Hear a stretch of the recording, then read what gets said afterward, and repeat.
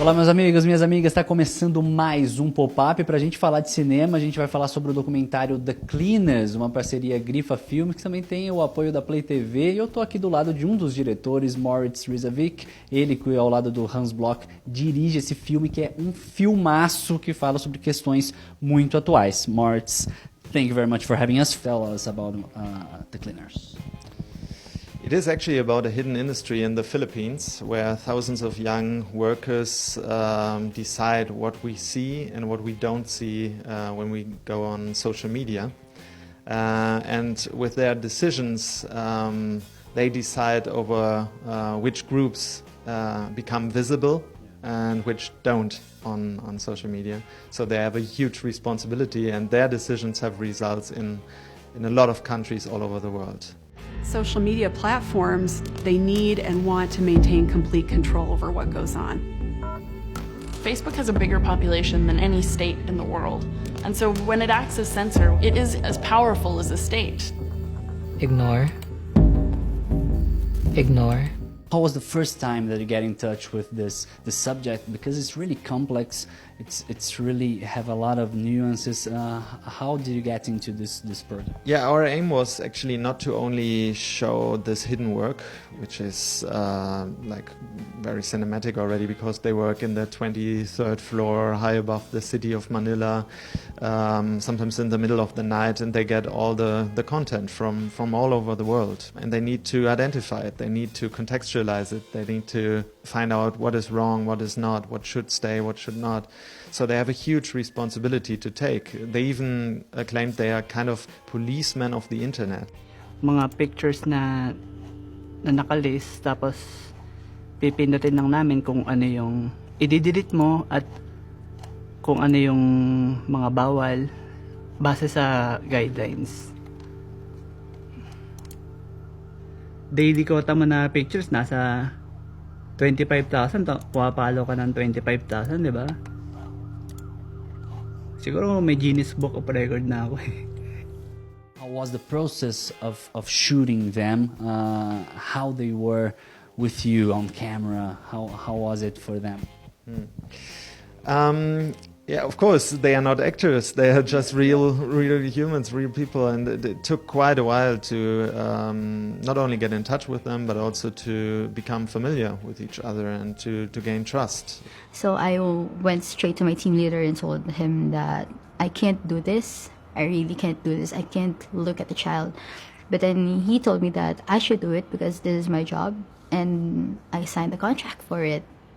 These traumata can lead to, for example, eating disorders, to sleeping disorders. It can lead to like people not wanting sex anymore because they've seen so much pornography in their daily job.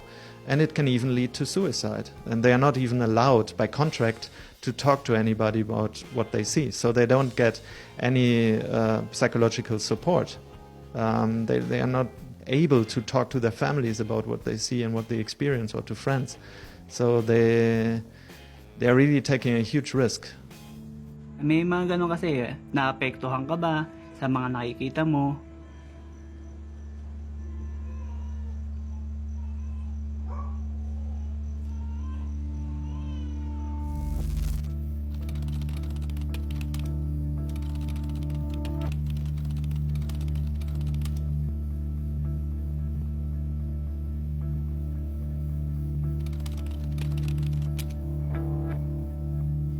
Talking about the social media, there's no turning back. What do you think about it? We have to face it. We have to find ways to face it with more moderate. I think first of all we need to question the architecture of social media, because it's actually designed to attract the most extreme content, because this is the content which gets the most likes, the most comments, the most shares. It's all about outrage. This is what can be monetized best.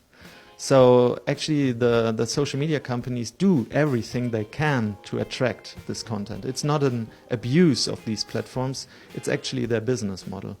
And only if we question this business model, I think we can really change the situation profoundly. The United States is so politically polarized that, someone from the sort of blue end of the spectrum can't even have a conversation with someone from the red end of the spectrum. There's lots of reasons for that. I don't think Facebook created this, but I think Facebook definitely amplifies it and makes it worse. It used to be the case that every citizen had a right to an opinion, and now every citizen has a right to their own reality, right, to their own truth, to their own set of facts. And, Facebook very intentionally flatters those sets of facts by showing you, what you want to hear, effectively, and effectively filtering out what you don't want to hear, by and large. How long did it take to finish the movie? For 2 years. There was already 1 year before for research, and it took us quite a while to find out who are the workers, which are the companies, because it's mainly outsourcing companies, right? So nobody knows about these companies, and they do everything they can to hide the job. Kumbaga yung kinikita namin bilang Pilipino sobrang kulang. Tapos yung trabaho na yun, gaya ng pagiging content moderator, siya lang yung magbibigay ng pat na pera para sa amin, para mag-survive kami. Esse é um projeto, é uma coprodução com a Play, né, com vocês. Foi super legal, porque eu acho que ele tem tudo a ver com o momento de hoje. E ela é um projeto que veio de fora, ele veio da Alemanha, foi nos apresentado por um coprodutor, que é o Gerbruder Pitts. E na hora a gente se apaixonou porque é o nosso momento, né? Internet, Facebook, mídias sociais, o que está acontecendo no mundo, como que a gente pode trabalhar isso para o futuro.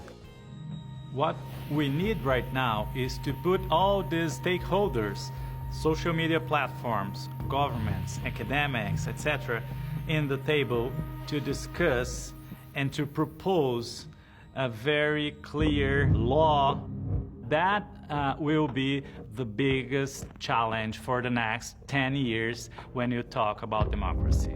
Good news, we admit that this is a big issue.